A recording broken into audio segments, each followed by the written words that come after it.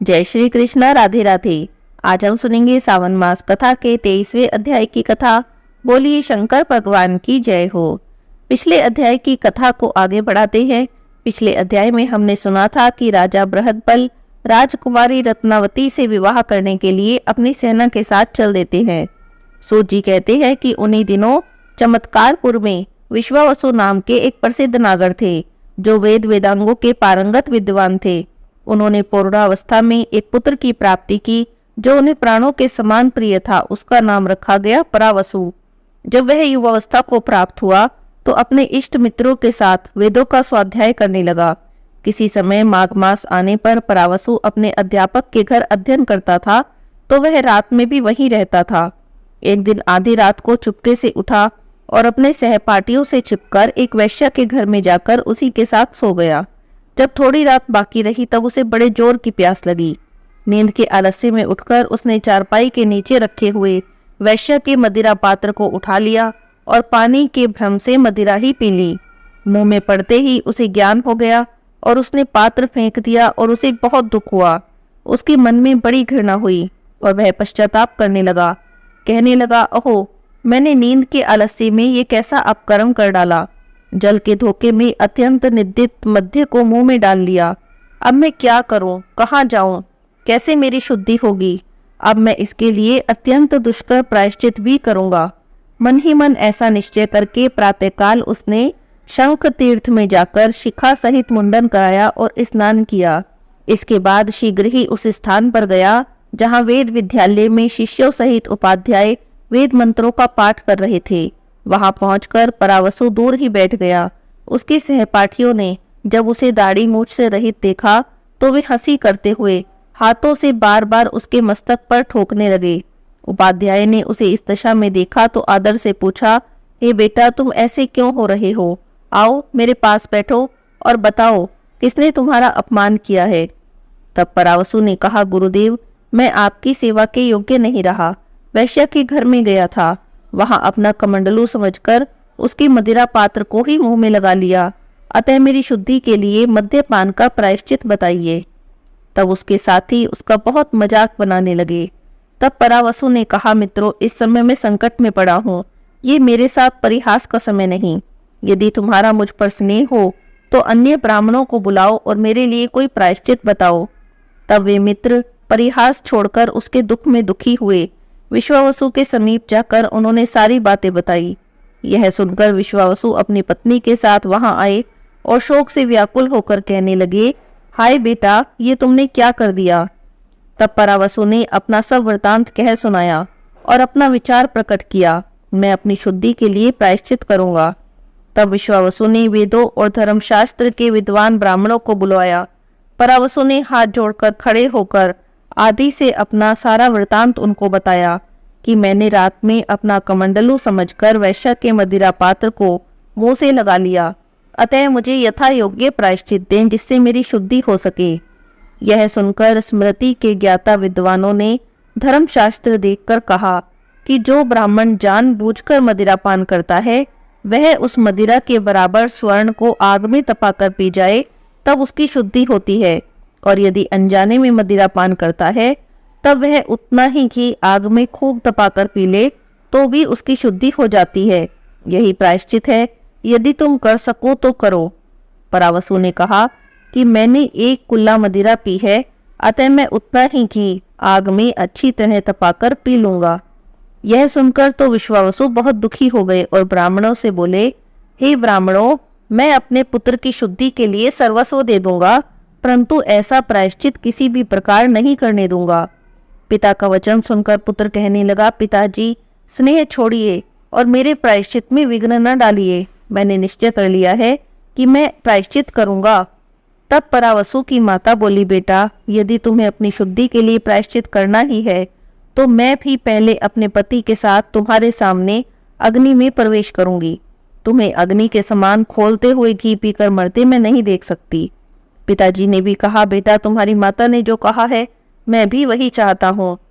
सूत जी कहते हैं, यह सब सुनकर उनके हितैषी लोग आगे आए और परावसु को प्रायश्चित से निवृत्त होने के लिए समझाने लगे।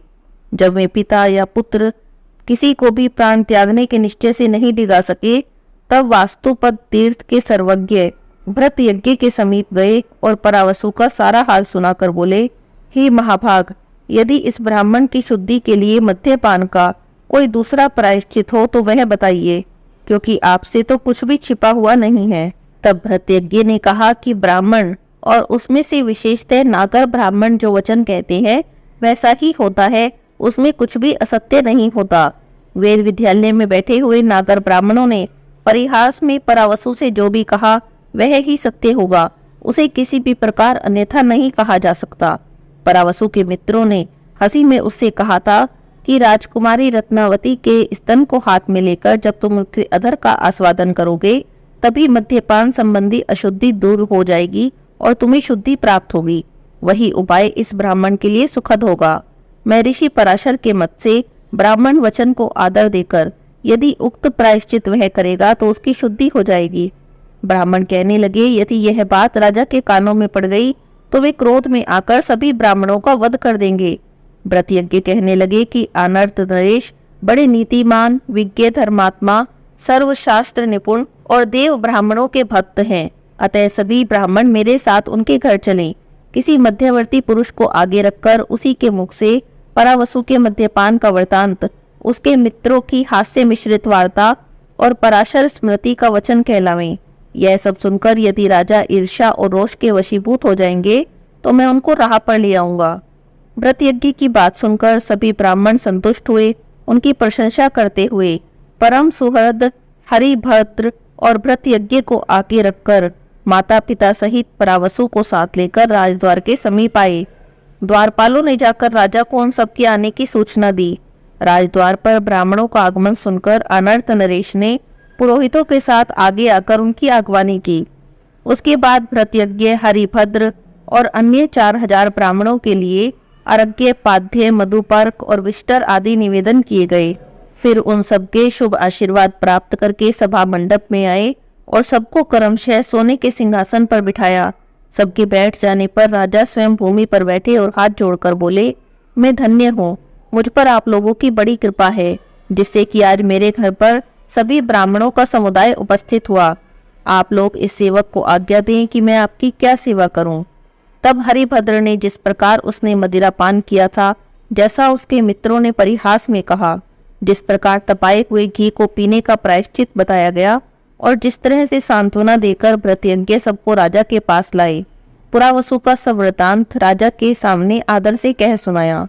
सब बातें सुनकर राजा बड़े प्रसन्न हुए और हाथ जोड़कर बोले कि मैं धन्य हूँ, कृतकृत्य हूँ, जिसके ऊपर 3 ब्राह्मणों की प्राण रक्षा का भार रखकर ब्राह्मणों ने महान अनुग्रह किया है।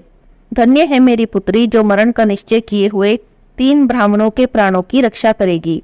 यह कहकर राजा ने उसी समय अपनी कन्या को बुलाया और कहा, हे ब्राह्मणों, आपके आदेश से मैंने अपनी कन्या को बुला लिया। आप परावसु व्रतयज्ञ के बताए अनुसार कार्य करें। तब व्रतयज्ञ ने परावसु को बुलाया और उस कन्या के सामने कहा, यदि तुम इस कन्या के अधर का स्पर्श करते हुए अपने मन में इसे माता मानोगे तो अवश्य ही तुम्हारी शुद्धि हो जाएगी। यदि आसक्त होकर अधर पान करोगे तो तुम्हारे मुंह में खून भर जाएगा, और यदि तुम्हारा भाव शुद्ध होगा तो मुंह में दूध आ जाएगा, इसमें संदेह नहीं। परावसु से ऐसा कहकर व्रतयज्ञ ने राजकुमारी से कहा, बेटी तुम इसे पुत्र की भांति देखो, जिससे तुम्हारे होठ का स्पर्श करके यह शुद्ध हो जाए। यदि ऐसा नहीं हुआ तो इसकी मृत्यु हो जाएगी। बहुत अच्छा कहकर राजकन्या ने लजाते हुए परावसु से कहा, आओ बेटा आओ, मातृत्व का आश्रय लेकर आत्मशुद्धि के लिए प्रायश्चित करो। मैंने तो तुम्हें अपना पुत्र मान लिया। परावसु ने रत्नावती को अपनी माता माना। उसके समीप आकर सबके देखते ही देखते उसकी होठ का स्पर्श किया, तभी वहां से दूध प्रकट हो गया। यह देखकर सभी ब्राह्मण प्रसन्न हो गए और बोले कि अब यह ब्राह्मण शुद्ध हो गया। परावसु ने रत्नावती की परिक्रमा करके कहा कि माँ, तुम पुत्र वत्सला माता हो। यह महान आश्चर्य की बात देखकर अनर्थ नरेश को बड़ा विस्मय हुआ। उन्होंने प्रायश्चित देने वाले व्रतयज्ञ की प्रशंसा करते हुए कहा, अहो, मैं बड़ा सौभाग्यशाली हूँ जिसके घर पर ऐसे महान ब्राह्मण पधारे हैं। मेरी आज्ञा के अधीन रहने वाली मेरी पुत्री भी महासती और परम सौभाग्यशालिनी, सत्य और सदाचार से संपन्न है। ये परावसु भी साधारण ब्राह्मण नहीं, जो ऐसी कन्या का स्पर्श करके भी विकार को प्राप्त नहीं हुए। ऐसा कहकर राजा ने सभी ब्राह्मणों को विदा कर दिया और स्वयं अपनी पुत्री के साथ राजमहल में चले गए। सूत जी कहते हैं, इसी समय दशार्ण राज बृहद्बल रत्नावती से विवाह करने के लिए उस नगर में आ गए। उनके आने पर जब उन्होंने रत्नावती और परावसु का सब वृतांत सुना तो उनके मन में बड़ी विरक्ति हुई और वे अपनी राजधानी की ओर लौटने लगे। यह सुनकर अनर्थ नरेश उन्हें वापस लाने के लिए उनके पीछे पीछे गए और निकट जाकर बोले, हे राजन, मेरी कन्या का पानी ग्रहण किए बिना तुम लौट क्यों जाते हो? तब दशार्ण नरेश ने कहा, महाराज, आपके जीते जी आपकी कन्या के अधरों का स्पर्श पराये पुरुष ने कर लिया, अतः यह पुनर्भू यानी द्वितीय पति वाली हो गई। यदि ऐसी स्त्री किसी भी प्रकार पुत्र को उत्पन्न करती है तो वह पुत्र 10 पीढ़ी पहले के पूर्वजों को, 10 पीढ़ी बाद तक की संतान परंपरा को और 21वें अपने आप को नरक में डाल देता है। इसी कारण मैं आपकी कन्या का पानी ग्रहण नहीं करूंगा। यह कहकर राजा बृहद्बल अपने नगर को चले गए। अनर्थ नरेश भी दुख से व्याकुल हो गए और अपने घर आ गए। अपनी पत्नी मृगावती और पुत्री रत्नावती से सब हाल कहा। यह बातें सुनकर मंत्रियों को भी बड़ा दुख हुआ और वे राजा को आश्वासन देते हुए बोले, हे महाराज, पृथ्वी पर तो असंख्य राजा हैं, उनमें से ही किसी को अपनी कन्या ब्याह दो।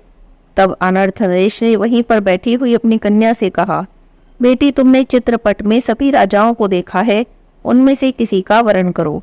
तब रत्नवती कहने लगी, पिताजी, मैं दशार्ण नरेश को छोड़कर किसी दूसरे को अपना पति नहीं बनाऊंगी, क्योंकि राजा एक ही बार कोई बात कहते हैं, ब्राह्मण भी एक ही बार कहते हैं और कन्या भी एक ही बार किसी को दी जाती है। ये तीनों बातें एक ही बात होती हैं, इन्हें बदला नहीं जा सकता।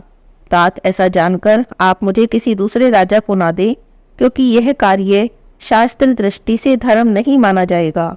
अपने माता पिता को समझाकर और उनकी आज्ञा लेकर राजकुमारी रत्नावती ने तपस्या करने का निश्चय किया। फिर वह ब्राह्मण कन्या से कहने लगी कि अब तुम अपने पिता के घर जाओ, अब मैं तपस्या करने जाती हूँ। मैंने तुम्हारे प्रति जो असत्य या अनुचित वचन कभी भी कहा हो उसे क्षमा कर देना। उसे तपस्या करने जाता देखा तो ब्राह्मण कन्या कहने लगी कि मैं भी तुम्हारे साथ तपस्या करूंगी, मुझे मेरे माता पिता से कोई प्रयोजन नहीं। और ऐसा निश्चय करके वे दोनों कन्याएं वहां गई जहां महामुनि व्रतयज्ञ जी रहते थे। उनकी तपस्या के प्रभाव से वहां मनुष्य और पशु पक्षी की योनि में पड़े हुए जीवों के मन में क्रोध का भाव भी नहीं था। नेवले सर्पों के साथ, बिलाव चूहों के साथ क्रीड़ा करते थे, मृग सिंहों के साथ खेलते थे और पोए उल्लुओं के साथ खेलते थे। उस स्थान में व्रतयज्ञ मुनि एक आसन पर सुख से बैठते थे। तब दोनों कन्याएं उनके पास जाकर हाथ जोड़कर कहने लगी कि हे भगवान, मैं अपनी सखी राजकन्या के साथ तपस्या करने के लिए वन में आई हूँ, आप कृपा करके तपस्या की विधि बताएं। तब व्रतयज्ञ जी बोले कि मैं तपस्या की विधि बताता हूँ, सुनो। उससे मोक्ष तक की प्राप्ति होती है, फिर स्वर्ग की तो बात ही क्या है। राग द्वेष रहित पुरुष के द्वारा पालित कृच्छ, चंद्रायन और त्रिरात आदि व्रत तपस्या के द्वार हैं। तपस्या से सबके मनोवांछित पदार्थ की सिद्धि होती है। जब मन में शत्रु, मित्र और पत्थर और रतन के प्रति समान बुद्धि हो जाए तब मोक्ष की प्राप्ति होती है। जो तपस्वी का वेश धारण करके भी क्रोध पारायण होता है, उसका सब कुछ राख में दी हुई आहुति के समान व्यर्थ ही हो जाता है। ऐसा ही होगा। ऐसी प्रतिज्ञा करके ब्राह्मण कन्या राजकुमारी रत्नवती को साथ लेकर स्वच्छ जल से भरे हुए कमल वन से सुशोभित किसी जलाशय के तट पर गई। उसने तपस्या से पहले चंद्रायन किया, फिर कृच्छ और सांतपन व्रत का पालन किया और उसके बाद 3 वर्षों तक 6-6 दिनों के बाद भोजन किया। उसी समय राजकन्या ने भी बड़ी प्रसन्नता के साथ दूसरे जलाशय के तट पर जाकर उसी प्रकार की कठोर तपस्या की। ज्यों-ज्यों उसने तपस्या की, त्यों-त्यों उसके अति उत्तम तेज की वृद्धि हुई। तब भगवान चंद्रशेखर गौरी देवी के साथ प्रसन्न होकर ब्राह्मण कन्या को प्रत्यक्ष दर्शन देने लगे और कहा, हे वत्से, मेरी आज्ञा से तपस्या छोड़ो और अपनी अभीष्ट वरदान मांगो। तब ब्राह्मण कन्या बोली, हे देवेश्वर, आपका दर्शन हुआ, इतने से ही मेरा तो अभीष्ट पूरा हो गया, क्योंकि मनुष्यों को तो सपने में भी आपका दर्शन दुर्लभ है। तब भगवान ने कहा कि मेरा दर्शन व्यर्थ नहीं होता, इसीलिए वरदान मांगो। तब ब्राह्मण कन्या कहने लगी कि मेरी यशस्विनी और साध्वी सखी रत्नावती मुझे प्राणों से भी अधिक प्रिय है। शूद्र योनि में स्थित होने पर भी इसने मेरे ही समान तपस्या की। हे जगन्नाथ, यदि यह तपस्या से निवृत्त हो जाए तो मैं अनायास ही तप से अलग हो जाऊंगी। इसके प्रति स्नेह होने के कारण ही मैंने विवाह नहीं किया। आप इसके अभिष्ट मनोरथ की सिद्धि करो। ब्राह्मण कन्या का वचन सुनकर भगवान चंद्रशेखर राजकुमारी के पास गए और बोले कि हे सुंदरी, अब तुम तपस्या छोड़ो और तुम्हारा जो मनोरथ हो उसकी सिद्धि के लिए वरदान मांगो। तब रतनवती कहने लगी, जहाँ परम साध्वी ब्राह्मण कन्या ने सदा तप किया है वह तीर्थ उसके नाम से प्रसिद्ध हो जाए और मेरी तपस्या का स्थूलभूत यह जलाशय मेरे नाम से प्रसिद्धि लाभ करे। हे देवों के देव, जो जहाँ रहकर श्रद्धा पूर्वक स्नान करे उसका सदा स्वर्ग में वास हो। हम दोनों सखियां सदा ही तपस्या में संलग्न रहे, मन, वाणी और क्रिया के द्वारा सदा आपकी आराधना करती रहें। इसी समय धरती फोड़कर सूर्य के समान एक तेजस्वी शिवलिंग प्रकट हुआ। भक्तवत्सल भगवान शिव ने दोनों कन्याओं की तपस्या से संतुष्ट होकर कहा, ये दोनों शूद्री तीर्थ और ब्राह्मणी तीर्थ तीनों लोकों में विख्यात होंगे। जो चैत्र शुक्ला चतुर्दशी सोमवार के दिन श्रद्धा पूर्वक इन तीर्थों में नहाकर कमल संग्रह करके इस तीर्थ के जल से मेरे लिंग में विग्रह को नहलाएगा, कमल पुष्प से पूजन करेगा, वह सभी पापों से मुक्त हो जाएगा। ऐसा कहकर भगवान शिव अंतर्ध्यान हो गए। वे दोनों सखियां वृद्धता और मृत्यु से रहित होकर 100 कल्प की आयु प्राप्त करके नित्य तपस्या में संलग्न हुई। तभी से वे दोनों तीर्थ भूमंडल पर प्रसिद्ध हो गए। वहां स्नान और शिव पूजन करके उस तीर्थ के प्रभाव से निसंदेह स्वर्गलोक की प्राप्ति होती है। आगे चलकर इंद्र ने उन दोनों तीर्थों को धूल से भर दिया। आज भी उन दोनों तीर्थों की उत्तम मिट्टी लेकर स्नान के बाद उससे तिलक करना चाहिए, इससे सब पापों की शुद्धि हो जाती है। सोमवार और चतुर्दशी के योग में जो कोई भी पुरुष उन तीर्थों के समीप श्राद्ध करता है उसी गया श्राद्ध की तो आवश्यकता ही नहीं रह जाती। आज के अध्याय की कथा यहीं पर समाप्त होती है। बोलिए शंकर भगवान की जय हो।